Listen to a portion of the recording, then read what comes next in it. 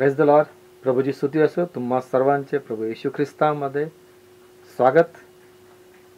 या आपण परमेश्वराच्या चरणाजवळ पुन्हा आपण पाहूया की यशस्वी पुढारी आणि यशस्वी पुढारी कसा असावा याविषयी आपण पाहत आहोत.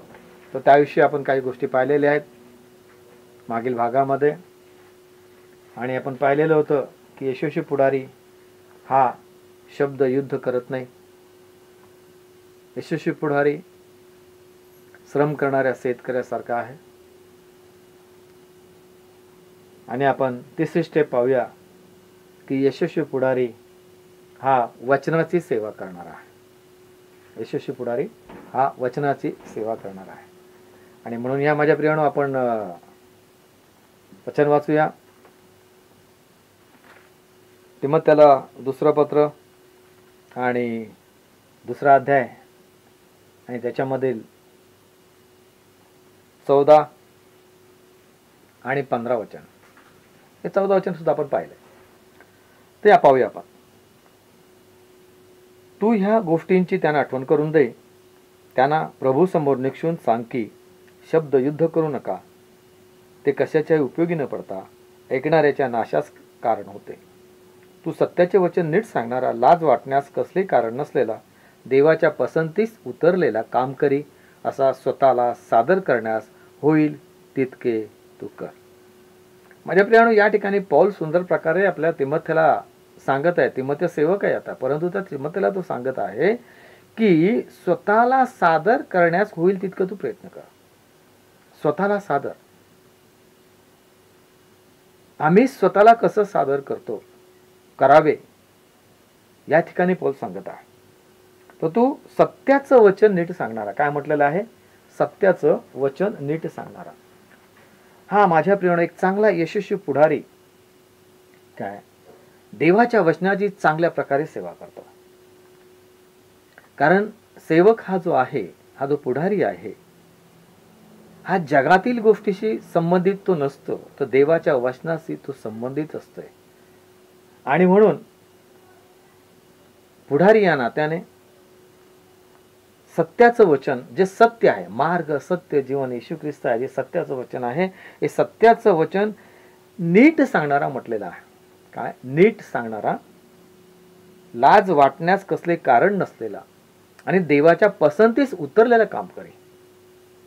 आणि म्हणून माझ्या प्रियानो, अगोदरच्या भागामध्ये आपण पाहिलेलं आहे, दुसऱ्या भागामध्ये, की पुढारी हा शब्द युद्ध करत नाही. कारण शब्द युद्ध करणं म्हणजे अधिक बडबडणं आहे. आपण काय बोलतो हे दुसऱ्याला काय वेळेला समजत नाही. आणि त्या न समजल्यामुळे, त्याच्या अनेक लोकांना अर्थ न समजल्यामुळे ते युद्ध तयार होते. त्याला म्हणतो शब्द युद्ध. आणि म्हणून माझ्या प्रियानो, शब्द युद्ध करणं ते वाचाळल्याप्रमाणे, अधिक बडबडी वाचाळल्याप्रमाणे आपण पाहिलेला. तर एक यशस्वी पुढारी होण्यासाठी, यशस्वी सेवा करण्यासाठी या ठिकाणी महत्वाचं आहे ते म्हणजे की देवाचं वचन, जे सत्य वचन आहे, ते नीट सांगितलं. नीटनेटकं. काय? नीटनेटकं. आपण कसं वचन सांगायला जात असताना आपण नीटनेटके जातो का? कसे फाटके तुटके कपडे घालून जातो का? समोर स्टेजवर उभे राहतो का? नाही. फार स्वच्छतेने जातो, टाय बांधतो, इन करतो आणि सर्वांच्या समोर चांगल्या प्रकारे उभं राहतो. माझ्या प्रियानो, जसं आपण स्वतःला नीटनेटकं करतो शरीराला बाहेरील स्वरूप, तसं वचन सुद्धा आम्ही नीटनेटकं प्रमाणे आम्ही सांगितलं पाहिजे. काय वेळेला कसं होतं की वचन सांगत असता इकडचं तिकडचं, इकडच्या तिकडच्या आपण त्या गोष्टी घेत असतो. आणि म्हणून वचन सांगण्यासाठी सर्वात प्रथम आम्हाला कोणतं वचन सांगायचं आहे, कोणता विषय आहे, त्या विषयावर आम्ही अभ्यास केला पाहिजे अगोदर. आणि त्याच्यानंतर आपण लोकांच्या समोर जाऊन उभं राहिलं पाहिजे. काय? त्या वचनाचा दुरुपयोग होऊ नये. कारण वचनामध्ये सामर्थ्य आहे. ते देवाचं वचन आहे. तुम्ही जे सांगता, आपण जे बोलतो, देवाचं वचन बोलतो, जगातलं घेऊन काही बोलत नाही. आणि म्हणून या ठिकाणी स्पष्ट म्हटलेलं आहे की तू सत्याचं वचन नीट सांग. सत्य समजावून सांग. सत्य पटवून दे त्यांना. काय? असं आमचं काम करी पाहिजे, आम्ही बनलं पाहिजे, समजावून सांगितलं पाहिजे. पण असत्य नव्हे, सत्य वचन, फक्त वचनाच्या द्वारेच, वचनाची सेवा करणं, यासाठीच तुम्हाला आणि मला देवाने पाचारण केलेलं आहे, निवडलेलं आहे. आणि म्हणून एक चांगला पुढारी, यशस्वी पुढारी देवाच्या वचनाची चांगल्या प्रकारे सेवा करतो. कारण का माझ्या प्रियानो, जर आपल्याला हे वचन मिळालं नसतं तर पहिली महत्वाची गोष्ट आमचं तारण झालं नसतं.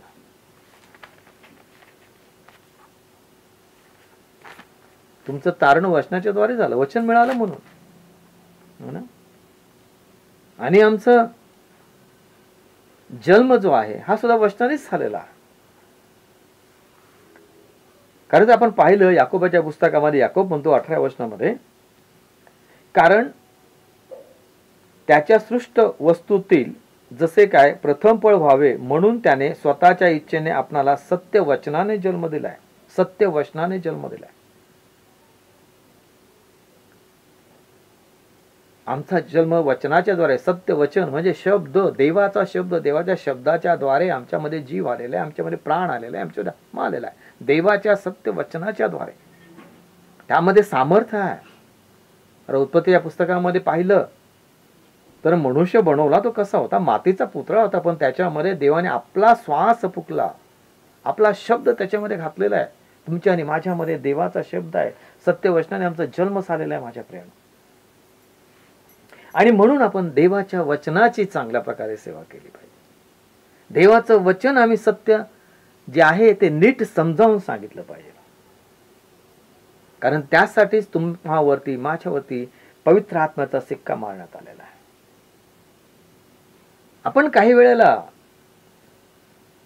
प्रभूची सेवा करतो, संदेश देतो, सर्व सांगत असतो, आणि शक्यतो आपल्या वचनाने, आपल्या बोलण्याच्या लोक कसे खुश होतील याकडे आपण प्रयत्न करतो.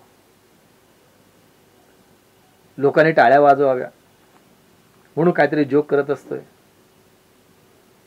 म्हणजे लोकांना संतोषण्यासाठी. एक चांगला पुढारी जो आहे हा देवाला संतोष कसा मिळेल, देव कसं खुश होईल याकडे लक्ष देतो. देवाला खुश करणं आहे. तिमोथेला एपिस मध्ये ठेवलेलं होतं. एपिस मध्ये लोक कसे होते, फार दुराचारी होते, मूर्तीपूजक होते, आणि अशा ठिकाणी तिमोथेला ठेवण्यात आलेला आहे. आणि अशा ठिकाणी तिमोथे असताना पौल त्याला म्हणतो की तू सत्याचं वचन नीट सांगणारा, लाज वाटण्याचं कोणतंही कारण नसलेला, फक्त देवाच्या पसंतीस उतरलेला पाहिजे, देवाच्या पसंतीस उतरलेला. आणि म्हणून लोकांना खुश करणं हा सेवकाचा काम नाहीये. लोकांना, त्यांना त्यांच्या बंधनातून, त्यांना त्यांच्या अंधकाराच्या पापातून त्यांना बाहेर काढणं हे पुढाऱ्याचं काम आहे. आणि म्हणून पुढाऱ्याने वचनाची सेवा जी आहे योग्य प्रकारे केली पाहिजे. लोकांना खुश करण्यासाठी नव्हे, तर ती देवाला खुश करण्यासाठी केली पाहिजे. आणि म्हणून माझ्या प्रियानो, देवाचं सत्य वचन आम्ही लोकांना योग्य आणि नीट पद्धतीने आपण त्यांना सांगितलं पाहिजे. एक वचन पाहूया कलाशेखरच्या पुस्तकामध्ये, पहिल्या अध्यायामध्ये 10 वचन, की पुढारी जो आहे लोकांना खुश न करता देव कसा खुश होईल. देव केव्हा टाळी वाजवेल. माझ्या प्रियानो, ज्या वेळेला मी सांगतो, ज्या वेळेला तुम्ही मंडळी समोर आपण उभं राहतो,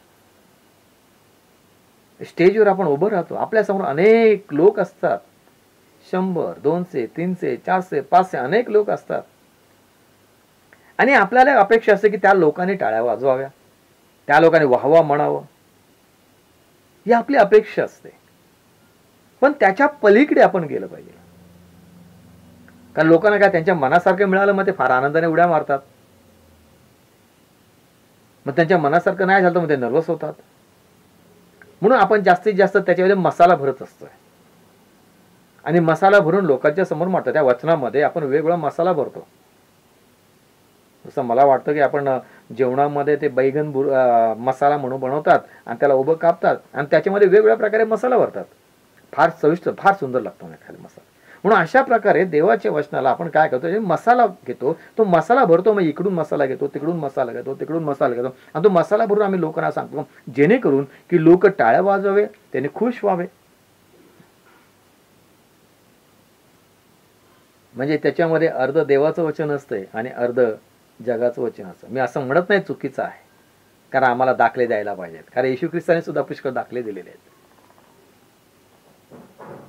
आता मागच्या भागामध्ये आपण पाहिलं की श्रम करणारा शेतकऱ्याचं उदाहरण येशू ख्रिस्ताने दिलेलं आहे. येशू ख्रिस्ताने दाखलाच सांगितलेला आहे, जगातील शेतकऱ्यांचा दाखला सांगितला, कारण त्या ठिकाणी शेतकरी होते, शेती करणारे होते, म्हणून त्यांना तशा प्रकारे समजत होतं. व्यवस्थित कसं नीट समजावं, देवाचं वचन कसं समजावं, हे येशू ख्रिस्त त्या दाखल्याच्या द्वारे लोकांना समजवत असे.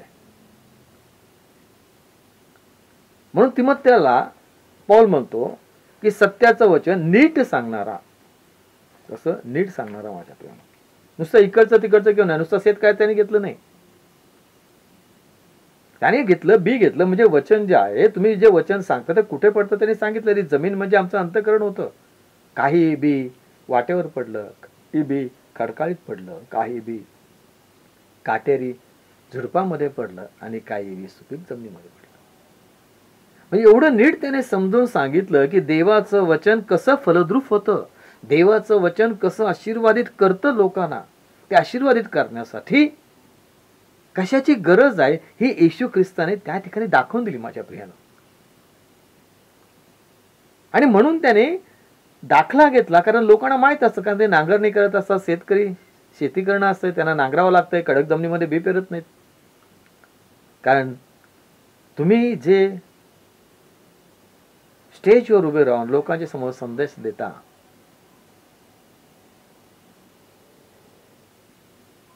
जे तुमच्या मुखातून शब्द निघतो ते देवाचं वचन आहे, आणि ते व्यवस्थित त्यांना समजलं पाहिजे, अशा पद्धतीने आम्ही सांगितलं पाहिजे.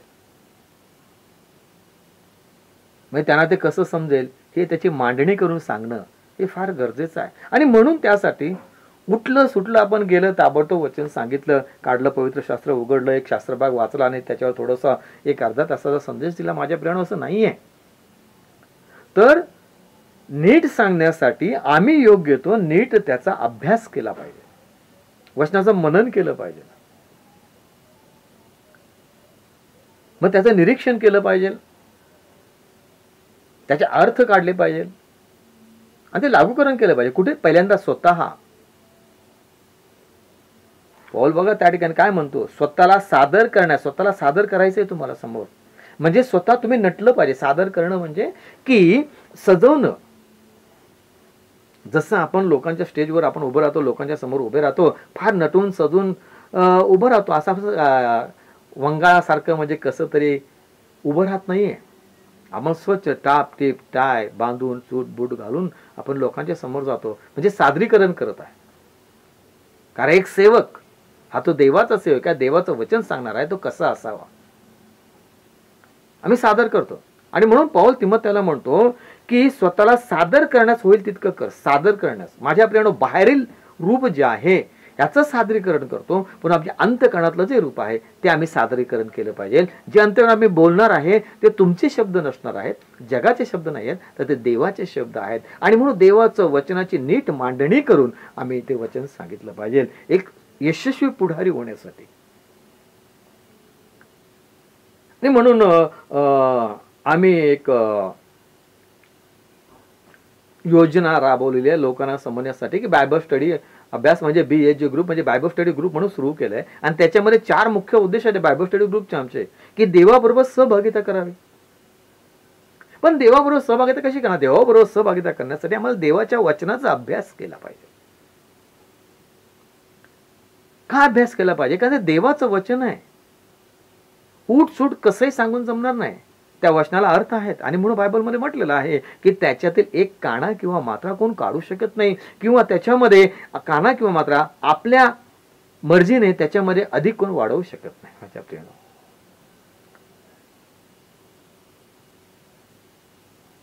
म्हणून देवाचं वचन सांगण्या अगोदर एक विनंती म्हणा, रिक्वेस्ट म्हणा, देवाचं वचन सांगण्या अगोदर आपण कोणता विषय त्या ठिकाणी सांगणार आहे त्याचा अगोदर अभ्यास करणं, तो शास्त्रभाग वाचणं. कारण एकच वचन काढलं, त्या वचनावरती आम्ही नुसतं बोलतोय, परंतु त्या वचनावर पूर्ण करण्यासाठी मग आपण इकडून तिकडून जगातला मसाला घेतो आणि ते आपण सादरीकरण करतो. आम्ही स्वतःला सादर केलं पाहिजे. कारण तुमचा जन्म सत्य वचनाने झालेला आहे. अजूनपर्यंत असत्य होतं, पण सत्य वचनाने तुमचा जन्म झालेला आहे माझ्या प्रियानो. आणि म्हणून आम्ही वचनाची सेवा चांगल्या प्रकारे केली पाहिजे, चांगल्या प्रकारे. आणि म्हणून या ठिकाणी काय म्हटलं की सत्याचं वचन नीट सांगणारा, लाज वाटण्यास कसले कारण नसणारा, देवाच्या पसंतीस उतरलेला. कसा? देवाच्या पसंतीस उतरलेलं असावं. आणि म्हणून मी तुम्हाला म्हटलं की ज्यावेळेला आपल्यासमोर लोक उभे असतात आणि ज्या वेळेला लोक टाळ्या वाजवतात, उत्साह करतात, मग आपल्याला फार उत्साह वाटतो, वा काय लोक चांगल्या टाळ्या वाजवत आहेत, उत्साह होत आहेत. मग अजून त्याच्यामध्ये आपण मसाला टाकतो. कारण आजकाल सध्याची रीत झालेली ना तशी, लोक हसले पाहिजे, उत्साही झाले पाहिजे काय, आणि मग तो मसाला भरतो आपण, आणि तो मसाला भरून मग लोकांना हसवत असतोय. माझ्या प्रियानो, लोक खुश होतात यासाठी नव्हे, तर तुम्ही जे सांगत आहात वचन सत्याचं, त्याच्याद्वारे देव खुश होत आहे का? स्वर्गामध्ये देवदूत टाळ्या वाजवत आहे का? कारण तुम्ही जे सांगत आहात ते परमेश्वर ऐकत आहे की तुम्ही काय सांगत आहात. आणि म्हणून माझ्या प्रियानो, प्रभूला संतोषविण्याकरिता एक यशस्वी पुढारी वागला पाहिजे. जो पुढारी देवाला संतोष देतो, जो पुढारी देवाला समोर ठेवतो आणि सांगतो, देवाला भिवून वचन सांगत असतोय, तो पुढारी कुठे गेला तो यशस्वी होईल. यशस्वी होईल. यशाची पायरी हीच आहे की देवाचं वचन नीट नेटकं सांगणं, त्याचं सादरीकरण करणं फार गरजेचं आहे. आणि ते सादरीकरण करण्यासाठी सर्वात प्रथम स्वतः सजलं पाहिजे. जसं आपण स्वतःला सजवतो, नीट नेटकं करतो, तशाच प्रकारे तो शास्त्रभाग घेऊन आपण तो नीट नेटका केला पाहिजे. तो पूर्ण वाचला पाहिजे. त्याचा अर्थ काय आहे ते आम्ही पाहिले पाहिजे. त्याच्यानंतर मग ते आमच्या जीवनामध्ये लागूकरण केलं पाहिजे आणि मग ते आपण समोर सादर केलं पाहिजे. एका वधूला माझ्या प्रियानो तसं उचलून वराच्या समोर कधीच आणत नाहीत. तिला वधूला वरासमोर आणण्यासाठी मंडपामध्ये 2 तास 3 तास लागतात. तिला सजवावं लागतं, तिचा मेकअप करावं लागतं. तसंच देवाचं वचन सांगण्या अगोदर आम्ही त्या वचनाचा आम्ही काय सांगणार आहे रविवारी, किंवा आम्ही काय सांगणार आहे सोमवारी, किंवा आम्ही त्या मीटिंगमध्ये कोणतं वचन सांगणार आहे, किंवा आम्ही हाऊस ग्रुपमध्ये कोणतं वचन सांगणार आहे, आज आम्हाला ते वचन सांगायचं आहे, तर त्या वचनाची आपण तयारी केली पाहिजे, नीट व्यवस्थित सांगितलं पाहिजे. काही वेळेला आपण वचन सांगताना असं करतो, हाऊस ग्रुपमध्ये जातो आणि मग त्या ठिकाणचं चर्चा करत असतो, म्हणजे चर्चा बोलत असताना मग त्याच्यावर घेऊन आपण ते वचन सांगतो, किंवा कुठला एखादा व्यक्ती समोर ठेवतो आणि त्याचा वर लक्ष केंद्रित करून आपला त्या वचनाचा मार्ग असतो. अशामुळे अनेक लोकांची मनही दुखावली जातात. जरूर त्यांना खुश होण्यासाठी सांगतो, पण माझ्या प्रियानो, तुम्ही कोणाला खुश करत आहात? यशस्वी पुढारी देवाला खुश करतो. यशस्वी पुढारी देवाला खुश करतो माझ्या प्रियानो. बघा, या ठिकाणी लेखक म्हणत आहे कलेशिकराच्या पुस्तकामध्ये 1 अध्याय आणि 10 वचनामध्ये, अशा हेतूने की तुम्ही सर्व प्रकारे प्रभूला संतोषविण्याकरिता त्याला शोभेल असे वागावे.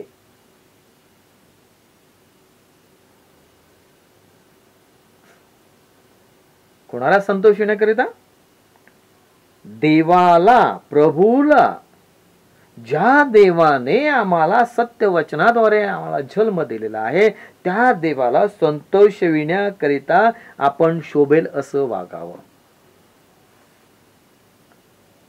माझ्या प्रियानो, मी सांगतो, तुमच्यासमोर 1000 लोक असू दे, पण त्यांच्यापेक्षा मोठा तुमचं वचन ऐकत आहे, तो तुमच्याकडे पाहत आहे. तर त्यानेच जर तुमच्यासाठी टाळ्या वाजवल्या तर तो खुश आहे. तो खुश झाला पाहिजे. हा कोण? परमेश्वर. आणि म्हणून माझ्या प्रियानो, फार महत्वाचं आहे की देवाला खुश करणं. यशस्वी पुढारी मनुष्याला खुश करत नाही, तो देवाला खुश करतो. आणि देवाचं वचन एकदम सत्य, आणि सत्य तो सांगत असतोय, त्याच्यामध्ये काही खोटं सांगत नाही. जे आहे ते सत्य सांगतो. आणि म्हणून सत्याचं वचन नीट सांगणारा असा तू स्वतःला सादर कर असं म्हणतो. अजून एक वचन पाहूया. त्या ठिकाणी काय म्हणतो? पौल म्हणतो थेसलोनिकराच्या पुस्तकामध्ये 2ऱ्या अध्यायामध्ये, पहिलं पत्र आणि 2रा अध्याय आणि त्याच्यावर 4थं वचन, तर सुवार्ता आमच्यावर सोपवून देण्यास देवाने आम्हाला पारखून पसंत केल्यामुळे आम्ही ती सांगतो. बघा पौल काय म्हणतो की सुवार्ता आमच्यावर सोपवून देण्यास देवाने आम्हाला पारखून पसंत केलेला आहे. पौल म्हणतो मला देवाने पारखलं आणि नंतर मला सुवार्ता सांगण्यासाठी मला तयार केलेला आहे. त्याने पसंत केलं की मी सुवार्ता सांगू, पण ते सुवार्ता सांगण्याअगोदर माझी पारख केली त्याने, आणि म्हणून ती आम्ही सांगतो. आणि पुढे काय तो म्हणतो, आम्ही माणसांना खुश करण्यासारखे न बोलता आमची अंतःकरणे पारखणारा देव हा ज्यामुळे खुश होईल असे बोलतो. माझ्या प्रियानो, आपण एक गोष्ट फार करत असते, हे लोक आपल्याकडे भरपूर असते, मी ते कसे खुश होतील त्यासाठी आपण प्रयत्न करतो. इथं काय म्हणत आहे पौल? थेसलोनिकाच्या मंडळी तो लिहित आहे. आता हा इथं पौल अविश्वासणाऱ्यांना लिहित नाहीये ना, विश्वासणाऱ्या मंडळीला लिहित आहे. मंडळी म्हणजे ख्रिस्ताची मंडळी, त्यांना तो लिहित आहे. आणि म्हणतो की आम्ही माणसांना खुश करण्यासारखं नाही, आम्ही माणसांना खुश करत नाहीये, तर जो आमची अंतःकरण पारखणारा जो परमेश्वर आहे, तो कसा खुश होईल याच्याकडे आमचं लक्ष आहे. माझ्या प्रियानो, मी तुम्हाला सांगू इच्छितो की तुम्हाला यशस्वी होण्यासाठी, यशस्वी पुढारी होण्यासाठी मनुष्याला खुश न करता देवाला खुश करणं, देवाला संतुष्ट करणं हे आपलं कर्तव्य आहे. जो देवाला खुश करतो तोच यशस्वी बनतो. आणि म्हणून देवाचं जे वचन आहे हे नीट मांडणी करून आपण सांगणं हे फार गरजेचं आहे. आणि म्हणून माझ्या प्रियानो, यशस्वी पुढारी जो आहे हा देवाचं वचन नीट सांगणारा आहे ना, देवाचं वचन नीट मांडणी करणं.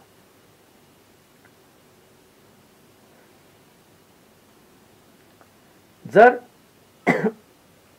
पौल एका ठिकाणी म्हणतो, एक वचन वाचतो फार मजेशीर आहे. पौलाच्या जीवनातून पुष्कळ काही आपल्याला शिकायला मिळतं.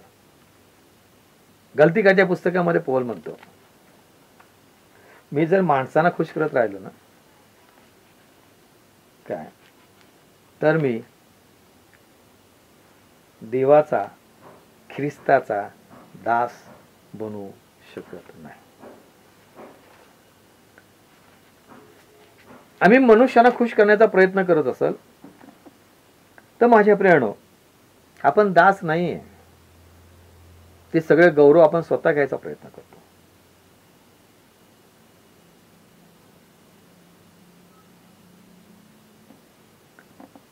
सेवक, पुढारी हा मालक नाहीये, तर माझ्यापर्यंत तो दास आहे. आणि तो दास कोणाचा आहे? ख्रिस्ताचा आहे. मग ख्रिस्त हा तुमचा मालक, ख्रिस्त हा तुमच्या जीवनाचा केंद्रबिंदू, तुम्ही त्याचे आहात. आणि म्हणून तो कसा खुश होईल याकडे लक्ष देणं. दास आपल्या मालकाला खुश करण्याचा प्रयत्न करतोय, तुम्ही लक्षात ठेवा. पुढारी हा ख्रिस्ताचा दास आहे, सेवक हा ख्रिस्ताचा दास आहे, पास्टर हा ख्रिस्ताचा दास आहे. डिग्री मिळवून काही उपयोग नाही. आम्ही कोणाला खुश करतो? खरी डिग्री येशूकडून मिळाली पाहिजे. खऱ्या टाळ्यांचा गडगडाट देवाकडून मिळाला पाहिजे, देवाकडून प्रतिसाद आला पाहिजे. आणि म्हणून पौल म्हणतो त्या ठिकाणी, मी आता मनुष्याची की देवाची मनधरणी करायला पाहत आहे? मी कोणाची मनधरणी करतो, मनुष्याची का देवाची? मी मनुष्यांना संतुष्ट करण्यास पाहत आहे काय? मी अजूनपर्यंत मनुष्यांना संतुष्ट करीत राहिलो असतो तर मी ख्रिस्ताचा दास नसतो. या ठिकाणी प्रश्न आहे पुढाऱ्यांसाठी, प्रश्न आहे सेवकांच्यासाठी, प्रश्न आहे पाळकांच्यासाठी. पौल म्हणतो, मी आता मनुष्याची की देवाची मनधरणी करण्यास बघत आहे? हा प्रश्न स्वतःला विचारा की मी पुढारी म्हणून मनुष्याची की देवाची मनधरणी करण्यास पाहत आहे. याचं उत्तर तुम्ही शोधायचे, मी शोधायचे. दुसरा प्रश्न यामध्ये आहे, मी मनुष्यांना संतुष्ट करण्यास पाहत आहे काय?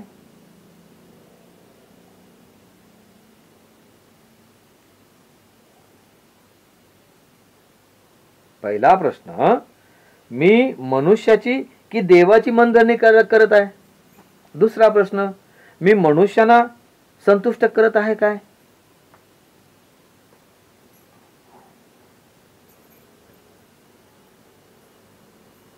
ह्या दोन प्रश्नामध्ये तुमचं यश दडलेलं आहे. हे दोन प्रश्न जे आहेत फार महत्वाचे आहेत. पौल फार सुंदर या ठिकाणी सांगतो गलतीकाच्या पुस्तकामध्ये पहिल्या 10व्या वचनामध्ये की मी कोणाला संतुष्ट करत आहे, मी कोणाची मनधरणी करत आहे. माझ्या प्रियानो, प्रभूच्या सेवकानो, ख्रिस्ताच्या दासानो, हा प्रश्न तुमच्यासाठी आहे, माझ्यासाठी पण आहे. मी कोणाची मनधरणी करत आहे? तुम्ही विचार करा. मी कोणाला संतुष्ट करत आहे? विचार करा. मी मनुष्यांना संतुष्ट करत आहे का देवाला संतुष्ट करत आहे? तुम्ही विचार करा. फार गरजेचं आहे. मी सुद्धा विचार करणं फार गरजेचं आहे. कारण पौल म्हणतो, मी तर मनुष्यांना संतुष्ट करत राहिलो असतो, मनुष्याची जर मनधरणी करत राहिलो असतो तर मी ख्रिस्ताचा दास नसतो. तो म्हणतो मी ख्रिस्ताचा दास आहे, दास. मग तो कोणाला संतुष्ट करत आहे? ख्रिस्ताला, देवाला. देव कशा टाळ्या वाजवेल, ख्रिस्त कशा टाळ्या वाजवेल, देव कसं वाहवा करेल? जसं ख्रिस्ताने एक दाखला सांगितला, शब्बास माझ्या भल्या विश्वासू दासा. पाठीवर शबासकी. माझ्या प्रियानो, 1000 लोकांचं समोरच्या टाळ्यांचा गडगडाट, 1000 लोकांचं वा वा वा वा छान म्हणून तुम्हाला उत्तेजन देणाऱ्यांचे लोकांचं मत, यापेक्षा तुमच्या पाठीवर देवाची एक थाप आणि तो म्हणेल, शबास माझ्या विश्वासू दासा. पण केव्हा? ज्या वेळेला तो संतुष्ट होईल त्यावेळेला. पण तो संतुष्ट कसा होईल? आम्ही देवाचं वचन नीट करून सांगितलं. आणि म्हणून माझ्या प्रियानो, मी तुम्हाला सांगतो की यशस्वी पुढारी जो आहे हा शब्द युद्ध करत नाही. यशस्वी पुढारी जो आहे तो श्रम करतो शेतकऱ्यासारखा. यशस्वी पुढारी जो आहे तो देवाच्या वचनाची सेवा करतो. आणि देवाची वचनाची सेवा करणं हे तुमचं आणि माझं काम आहे. अजून एक वचन शेवटी एक वाचूया. 2 तिमोथी 2:21 मध्ये त्या ठिकाणी काय म्हटलेलं आहे बघा. म्हणून जर कोणी त्यापासून दूर राहून स्वतःला शुद्ध करील तर तो पवित्र केलेले, स्वामीला उपयोगी पडणारे, प्रत्येक चांगल्या कामास तयार केलेले असे मानाचे पात्र होईल.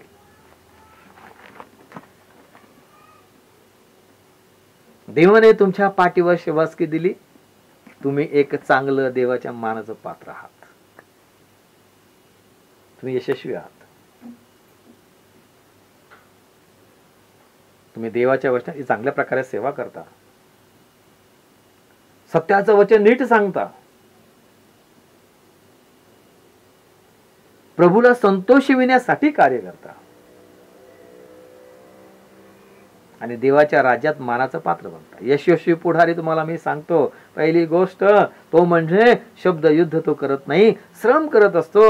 आणि तिसरी गोष्ट ती म्हणजे देवाचं वचन नीट सांगतो. सत्य जे वचन आहे ते नीट सांगतो, म्हणजे तारणाची सुवार्ता. आणि प्रभूला संतोषविण्यासाठी, प्रभूला खुश करण्यासाठी कार्य करतो आणि देवाच्या राज्याचं तो मानाचं पात्र बनतो. हा माझ्या आणि म्हणून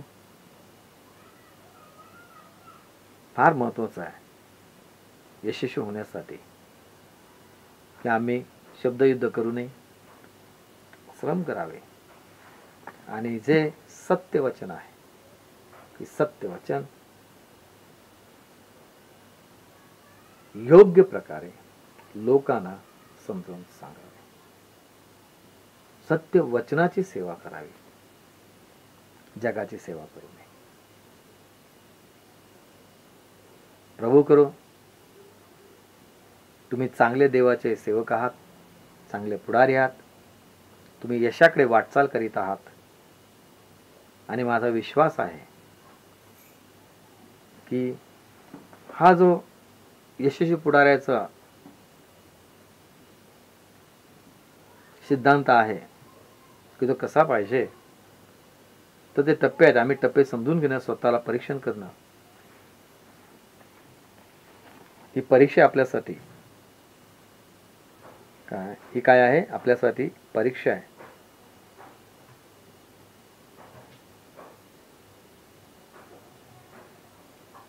कारण जर मी तुम्हाला पूर्ण वचन नाही वाचवलं, मी हा भाग शक्यतो आपण पुढच्या भागामध्ये ह्याच्यातला अजून थोडा भाग पाहूया, कारण फार महत्वाचं आहे की सत्यवचनाची सेवा करणं. तर प्रभू स्तुती असो, मी परमेश्वर धन्यवाद देतो. आपण पुढच्या भागामध्ये पाहूया यशस्वी पुढारी एक स्वप्न आणि दृष्टांत पाहणारा असतो. स्वप्न आणि दृष्टांत पाहतो. तुम्ही कोणती स्वप्न बघत आहात, तुम्ही कोणतं दृष्टांत तुमच्या समोर आहे, यावरती त्याचं यश अवलंबून आहे. Amen. Praise the Lord. Hallelujah. माझा विश्वास आहे की तुम्ही एक चांगले यशस्वी पुढारी आहात. Amen. Praise God. Praise God. पुढच्या भागामध्ये आपण भेटूया.